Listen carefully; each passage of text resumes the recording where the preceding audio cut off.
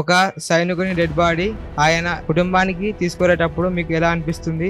మాకు ఇచ్చిన టాస్క్ సైనికులు ఎవరైతే చనిపోయారో ఆ యుద్ధంలో చనిపోయిన సైనికులను వాళ్ళ ఇంటికి తీసుకెళ్లి నార్మల్గా జరిగే కార్యక్రమాలు అందరూ తెలుసు కాబట్టి 15 నుంచి 20 డెడ్ బాడీస్ తీసుకుపోయి వాళ్ళందరికీ చేసి ఏ చిన్న తప్పు జరిగినా దాని పరిణామాలు ఏ విధంగా ఉంటాయి సార్? సైన్యంలో ఒక సామెత ఉంటుంది, once soldier is always soldier. అంటే ఒక్కసారి మనం సైనికులుగా పనిచేసినామంటే చచ్చిపోయే వరకు కూడా మనం సైనికులమే. మీ ముందే ఒక సైనికుడు వీరమరణం పొందినప్పుడు భయం ఏం అనిపించలేదమ్మా, బాధ అనిపించింది.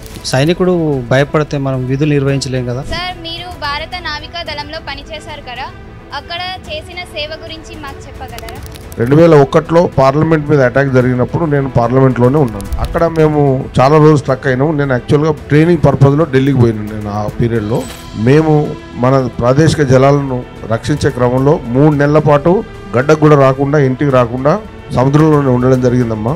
ఇది మాకు ఒక గొప్ప ఎక్స్పీరియన్స్. ఎయిర్ క్రాఫ్ట్ ఒకసారి గాల్లోకి ఎగిరిన తర్వాత ఎంత ఎత్తులో ఉన్నారు, ఎంత దూరంలో ఉన్నారు, ఏ డైరెక్షన్లో వెళ్తున్నారు అనేది మేము కంప్యూటర్ స్క్రీన్ పైన కూర్చొని, ఇప్పుడు కంప్యూటరు ఆనాడు మాన్యువల్గా, మొన్న ఆపరేషన్ సింధూర్లో ఇద్దరు వెళ్ళింది మహిళా పైలట్స్.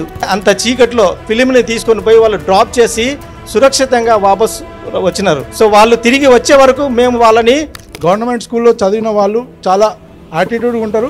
కొంతమంది అమ్మాయిలు నాకంటే మైక్లో మాట్లాడుతూ చాలా కాన్ఫిడెంట్గా మాట్లాడుతున్నారు. సార్, మీరు గన్స్కి లక్ష్యాన్ని ఖచ్చితంగా నిర్ణయించడం అత్యంత కీలకమైన బాధ్యతగా తీసుకుంటారని మేము విన్నాం. ఏంటిదంటే ట్రయాంగిల్ ద్వారా లేదా టేపింగ్ ద్వారా లేదా reduction to centre map support ద్వారా నైట్ 7 గంటల సమయంలో మేము పోస్ట్ నుంచి స్టార్ట్ అయినాం. ఎక్కడ కార్గిల్ గ్రౌండ్ బేస్ నుంచి మన వెపన్, మనతో పాటు మన లగేజ్ అంతా తీసుకొని ఎక్కడైతే వెహికల్ మూవ్మెంట్స్ అవుతాయో అక్కడి నుంచి ఆ పోస్ట్ పోవడానికి ఈవినింగ్ 7 గంటలకు స్టార్ట్ అయితే తెల్లవారుజామున 4 గంటలకు చేరుకున్నాం. మాకు వాటర్ ఉండదు, ఏముండదు. అదే బర్ఫ్ తీసుకోవాలి, వేడి చేసుకోవాలి, నీళ్ళు వేసుకోవాలి, అవే నీళ్ళు తాగాలి, అన్నిటికీ అదే ఉపయోగించుకోవాలి. సోషల్ మీడియాలో పోలీసులకు ఆర్మీకి మధ్యన ఎన్నో గొడవలు జరుగుతున్నాయని రీల్స్ తరచుగా వస్తుంటాయి. అలా ఎందుకు జరుగుతున్నాయి? దాని ద్వారా మన దేశానికి చెడ్డ పేరు కూడా రావచ్చు కదా. దక్షిణ భారతదేశంలో సైనికులు తక్కువ, ఉత్తర భారతదేశంలో సైనికులు ఎక్కువ.